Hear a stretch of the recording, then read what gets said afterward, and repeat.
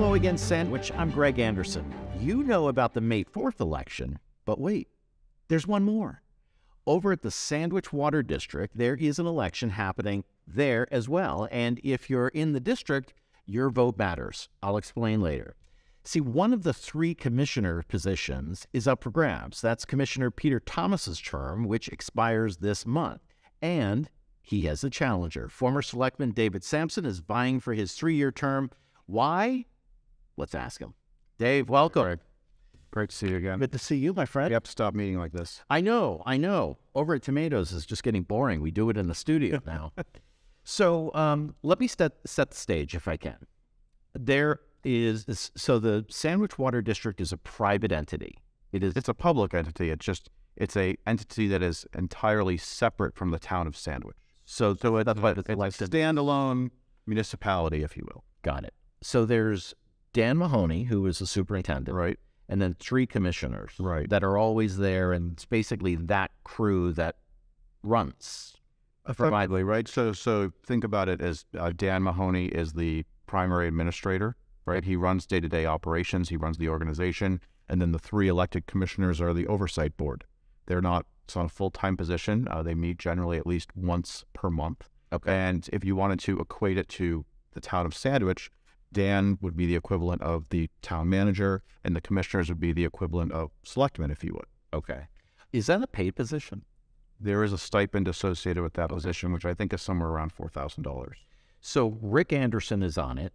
He is the chair. Yes. And his term expires in 25. Peter Howell, his term expires on the 24th, but it's Peter Thomas's seat that you are running to take. So he is not, you made him an incumbent. Well, he was an incumbent. Yeah, but yes. So basically they're 3-year terms. One commissioner is up for re-election annually. And to be clear, the timing of this event really has nothing to do with Peter. It has to do with a desire for service. It has to do with a desire to affect change. It has to do with a desire to really educate the community around what the water district is. Okay. And how they might be able to better interface with the water district. I admire Peter for his long-time service to the district, but I also think that when you have folks that have been in the same seats for a very long time, it starts to really diminish the ability for elected officials to do their job effectively. So you are you running, is this a Peter Howell thing, or is this you just won on the commission? Yeah, so it's not a Peter Thomas thing. Peter Thomas, sorry. I knew I was going to do that. I just believe there's an opportunity to better educate the community around what's going on with the water district. You've lived in town for a number of years, right? I don't know how many. About 10 years. So did you know that you had a voting opportunity with the Sandwich Water District as a taxpayer? You're a taxpayer of the district. Did not. Right? So I have a problem with that. I don't think that's okay. Last year, and the district's annual report that I picked up here at the post office yesterday, 45 people voted in the water district election last year. 45. And there were about 17,000 customers. So, well, there's 17 businesses and resident voters in the town of Sandwich, right? So there's about 10,000 structures in the town of Sandwich. The water district serves somewhere around 70% of those structures. So 70% is not 45. Yeah, it's pretty lame, right? Yeah. But it's kind of like, it's almost a secret election, right? Nobody knows that it's happening. It happens at the water district offices, which I think is challenging for people. And I understand why that is. The water district does not cover the entire town of Sandwich. Right. So it goes out to East Sandwich to around Scorton Creek. And there's some areas in far South Sandwich that the water district doesn't include. So it'd be very difficult to roll the election into the regular town of Sandwich annual election because not everybody is eligible to vote because they are not part of the district. So you do talk about wanting to expand the district. So if I'm in the district, so I get my town water, but someone in South Sandwich or in some of these other areas, their only other option is well. Right. So when you talk about wanting to expand the district, and you even use a word of underserved, what do you mean by meeting the underserved and expanding the district? So there are actually processes in place to expand the district. So, for example, now I'm in a unique situation. I live in the district. I pay the taxes to the district, and anybody can find those taxes. It's listed right in your real estate tax bill. It says water district tax. That goes right to funding the water district. The town is just the collections agency for that, if you will. They collect the funds and they transfer it to the district. I live in a section of the district that has no water main. So I can see the water main. I'm within a certain amount of proximity of fire hydrants, so that obligates me to pay the tax, but I don't have water main service on my street. So the process to expand the water main service, process to expand the district to serve my area, includes collaborating with the district, which I've actually done, getting them to engineer a plan. They get together a cost estimate. Ultimately, all of the abutters to wherever that main expansion is happening have to sign on, 100% of them, and then it gets charged back to them as a betterment fee, the cost of the expansion. Now, in my case specifically, my neighbors were not all interested in taking on that liability of the betterment, and I still have my private well water. And candidly, so Dave Mason, the director of public health and Sandwich, who just retired, he put up a really great video recently educating folks around why you want to use water from the Sandwich Water District versus your private well. And it has to do with nitrogen pollution, PFAS pollution, and really regular monitoring and testing. As a individual household, it's very challenging and expensive to do regular testing of your own private well water. And even if you get bad results back, how are you going to address it? And can you address it in a cost-effective way? And that's really why I think this is an important mission that we need to be more publicly facing as the Sandwich Water District, informing people about what's possible, but also find opportunities to be flexible in how the district expansion happens. So perhaps in my case, right, maybe there's an opportunity, and I'm just using myself as an example because it's not about me, but I happen to be in a unique position on this. I think a lot of the times people get motivated to go out and serve publicly based on their personal situations. Right. It's not really the case here, but we do have a regional issue, and this does fit in, right? How do we find ways to get creative and create expansion of water main service and expand the district and serve people better? Last year, in 2022, again, according to the annual report I picked up at the post office, this isn't available online, by the way, which I think is another challenge. But the district maintains about 165 miles of water main throughout our town. Last year, they expanded water main by 200 feet. And you are equating the benefit of expansion to better health, right? You know, it's about service. That's so. And just to tell the audience, if you have not seen Dave, yes, Dave Mason. Dave Mason, thank you. Everybody's going to have the same name. Everyone is going to be Joe from now on. If you haven't seen that video that he shot right here in the studio, you should watch it. It's about 7 minutes, but it really does talk about the benefits of town water versus well water. Both are good, but both have very different contents. So you're really looking at this as, if you are outside of the district and you're on well water, there's a reason to stop and pay attention to this. But you're saying the water district has not done a good job in conveying that. Well, I don't think there's a lot of communication there. They're not an outwardly facing organization, and I'm not trying to disparage them. I don't think anything nefarious is happening there, but just the fact in itself that there's not good access to information and they're not very publicly facing, the fact that you've been a 10-year resident of Sandwich and you pay this tax on your bill and you don't even know that there's an opportunity for you to vote, I think that's a disservice.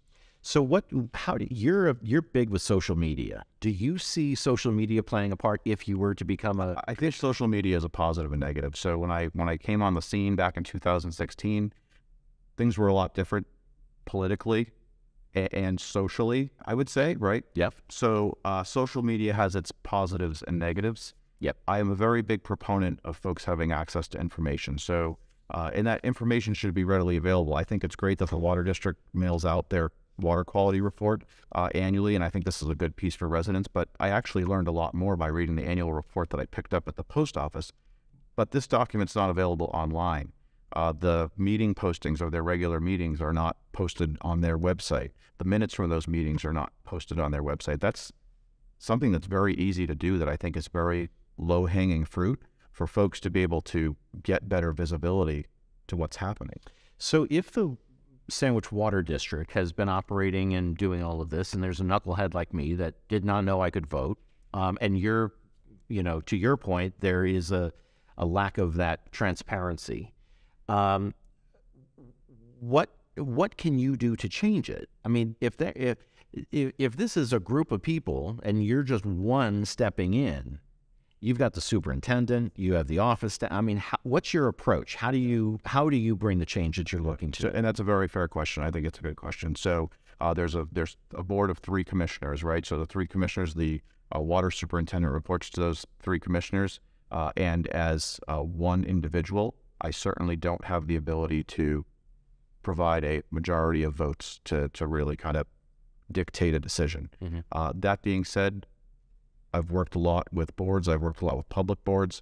I'm very good at advocating my position and really the facts behind why doing the right thing is the right thing to do. And I know how to do it in a way that makes sense. So whether that's taking the mission forward and taking it to the community and garnering public support, whether it's leveraging the newspaper, whether it's leveraging state legislative resources, our state representative, our state senator.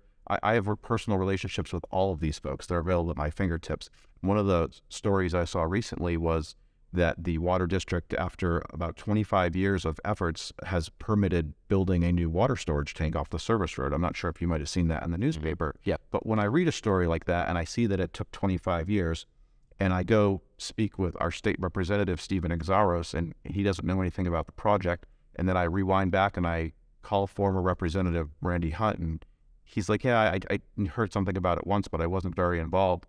That tells me that we aren't leveraging those state-level resources to move the ball down the field, because that's how you get things done. I learned that as selectman. You need to identify what lane specific projects and initiatives fall within, and you need to leverage your resources within that lane to get them done. So whether it's local, state, federal, etc. Have you had any conversations with the superintendent, with Dan Mahoney? I haven't recently. I did. Do you know him? Yeah, I know him. I've talked to him. He's very helpful to me, actually, when I was working on trying to expand the water service on my street. And the reason that I actually took on that initiative, which was probably 7 years ago, I'm going to guess, I'm not really sure, but a water superintendent from North Sagamore had come attended my Rotary meeting and talked about what it means to have town water, because when I moved to my home, I had a well. I was like, oh, well, the water works. This is great. I don't have a water bill. Yeah. Awesome. Yeah. Until the pump broke on Memorial Day weekend one year. That it was less awesome then. Yeah. But or the power goes out. Right. Exactly. That's not great either. Right. But I learned about the stringent testing that's associated with the public water supply and why that's something that's really of value for residents. And that was what pushed me down the road to do that. And Dan was very helpful. He's been in his job for a very long time. My mission in this project that we're talking about today is really a mission of education. And I feel like regardless of the outcome of this election, if I can educate the community to better understand what's available to them and understand that this voting opportunity is available to them, then we've been successful no matter what happens. Do you know Rick Anderson and Peter Howell? Not personally, no. What's the word on the street? If they're, Peter Thomas has been in there 28 years? Yes. I would say this. So they've all been there for around 30 years. Everybody's been there for all 3 of them. 30 years. Yeah, so that's the standard, which sounds to me like something that's ripe for change. So transparently, one of the pieces of feedback I've received from multiple individuals is you're trying to infiltrate the biggest good old boy network in town. And I'd show you the text in my phone, but it's not appropriate to show who sent them to me. But even I stood in front of a town meeting this past week, and I greeted people. I told them about what I'm doing. And a number of folks said to me, listen, you've done a lot for our community. You have my support, but you're going uphill here. You know that, right?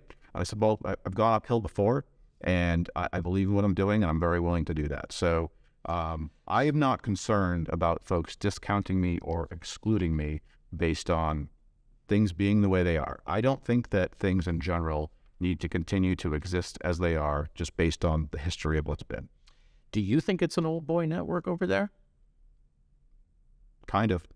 Yeah. Right. If everybody at the water district office is very helpful and they provide a great service, but I kind of feel like it's a little bit of a closed door policy. And I've gotten feedback from a lot of folks that have attended water commissioner meetings. You know, my understanding is that they fall very well within kind of their standard rule sets and guidelines, and they don't want to push things out of the box necessarily of where they typically operate. And, you know, public entities, the government entity, those entities are designed, engineered, and built to serve the people. So a lot of the times folks look at government entities that, oh, we should be operating this like a business, or, you know, a business wouldn't do this or a business wouldn't do that. And I agree with that on many levels, but at the same time, those specific entities are engineered and built to serve the general public in an equitable way. And I truly believe in that. I've pushed that forward in my role as selectman for 6 years. And I think that there is an opportunity to push things forward in a more equitable way here at the Sandwich Water District. At the town meeting, there was the article that pertained to the town clerk being an elected position or appointed. How did you come down on that? My personal opinion? Yeah. So again, having been selectman for 6 years, chairman of the Charter Review Committee for the last 12 months, so I've continued my service, even though I let my selectman service expire, really based on my professional obligations and my job. The town clerk position, by the town clerk's own admission, and the testimony that he provided to us during the Charter Review Committee process, has become very complicated. Election law has become very complicated. We think about all of these components about early voting and absentee ballots and voting machines. He had a learning curve when he came. Right. And by his own admission, again, he was very green when he came to the job in the first place. And then over the amount of time that he's been in the job, which I think is around 13 years or something like that, things have changed so much.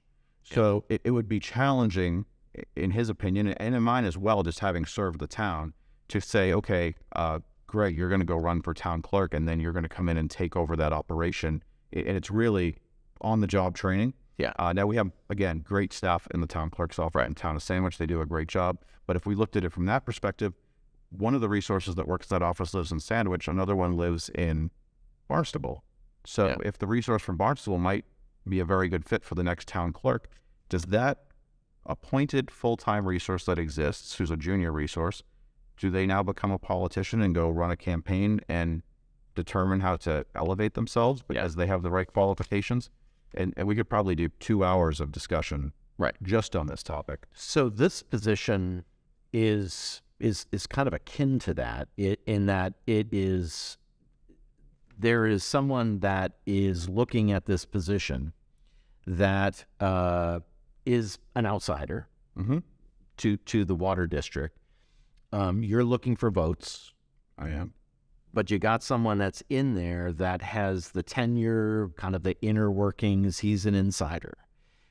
Where does the argument come in that, yes, I understand new eyes and fresh eyes are really important. It's a great business principle. But how does but the guy knows everything, fly in the face with someone that doesn't know as much? Right. So I know about policymaking. I know about working with the public. I'm an excellent communicator, and I know how to get things done. That's what this job is about, right? This job is not about operating a water system, right? It's not about running an election. It's not about those pieces, right? It's actually a job that aligns very well with the job that I've recently completed my service as being a Board of Selectmen member. So am I an expert on water systems and water testing? No. But do I understand reports? Do I understand how to interface with people? Do I understand how to do the discovery that's required to make good decisions? 100% yes. Is this in any way, in your mind, political? Republican, Democrat? Yeah, it shouldn't be. And in my mind, it's not. I don't believe that it is. It could be. People have different perspectives. People weigh partisanship in different ways. Transparently, I'm not the most partisan person. I've said this publicly before, but the Democrats don't like me because I'm a Republican. The Republicans don't like me because I'm not Republican enough. And that puts me somewhere in the middle, and I think that's a good place to be. Well, when we look at the May 4th elections, we're looking at two other candidates, one for school committee and one for Board of Health. They are, in my opinion, very hard right, or right, depending on which one we're talking about. So you're also a Republican, and we kind of step back and we look at the slate. Is this about disruption, or is it about, because two of those races are like, I want you and I want you out. I want in because I'm coming after someone. Right. You're not going after Peter Thomas. 100% no. But you are kind of pulled into this this bucket of being a disruptor. Yeah, I think people call me a disruptor. People have told me, you're a disruptor. But they look at what I did during my selectman service and they said, you came in and just kind of busted the doors open. In that job, I truly did walk in off the street. Mm-hmm. I probably didn't know what I was signing up for. We worked very hard to unseat a incumbent who had been in place for 6 years.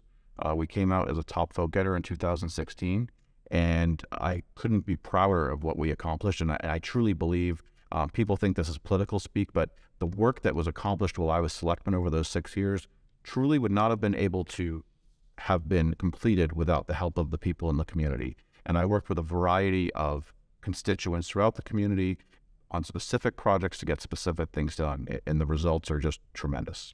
So let me get into a little bit of the challenges. And actually, Dave Mason had mentioned these: the polyfluorinated substances, the PFAS, nitrogen is in the water. You can pick a conspiracy theory out there that there's something else in the water. I know.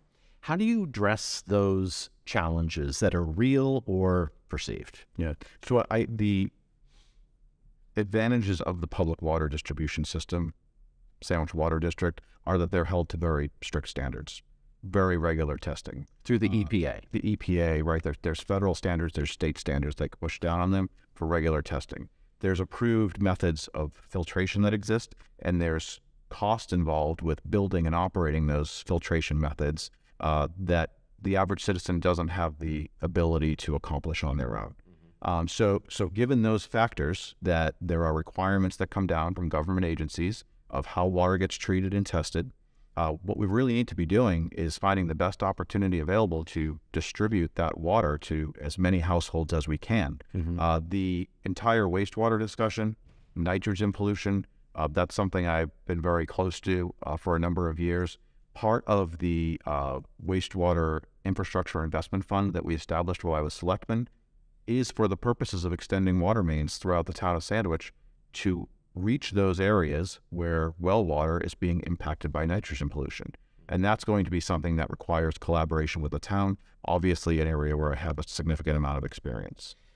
So no one really knows about this this voting situation. They really don't. Are you hearing that more and more as you're talking? That's kind of... Yeah, I mean, most people, so the annual, and it's today is Wednesday for those that don't know, but the annual town election is tomorrow, so most folks think that this is on the ballot tomorrow. Yeah. When I see your name, I'll vote for you. I have to educate them that this is actually an election that takes place at the Sandwich Water District office. What are you talking about? I thought that was part of the town. A lot of those discussions. So I've been working very hard to educate folks that this is where voting takes place. This is when voting takes place. The Sandwich Water District has absentee voting and early voting available this year for the first time ever. They've never done that before. And it's likely because there typically is not a challenger, but I still find it interesting that the opportunity vote has been increased when there is a challenger, that we've deviated from what we've been doing for many years. Yeah. As I mentioned previously, the annual report reflects 45 votes from last year. So my guess is that number will be significantly higher this year, based on the outreach that we're doing. Have you really looked at what your first 90 days will be? I mean, you got to work through two other guys that may not agree with everything that you're looking to do. You obviously can't force things down people's throat, and you don't want to be, upsetting probably what's a good apple cart. But what's your first 90 days like? One of my top priorities really is to work towards transparency. Increase the transparency. Very easy to do, very low-hanging. Give me some examples. Let's start updating our website with current real-time information. Let's publish reports like this that I got at the post office online. Let's find opportunities to, interesting, so that the Water District also has an annual meeting, which is like their town meeting, if you will, which is the day before the election. Is on May 15th. Now, my understanding is typically it's at the Water District offices, but this year it's at the Oak Ridge School, which is fine. But Are they anticipating a large crowd? I'm not sure. I thought that was interesting. But for me, if we're going to hold water district annual meetings or even regular meetings, why don't we find opportunities to hold those meetings in a publicly accessible location where they could also be broadcast and recorded by Sandwich Community Television, so folks can understand what's happening with their tax dollars. Yeah.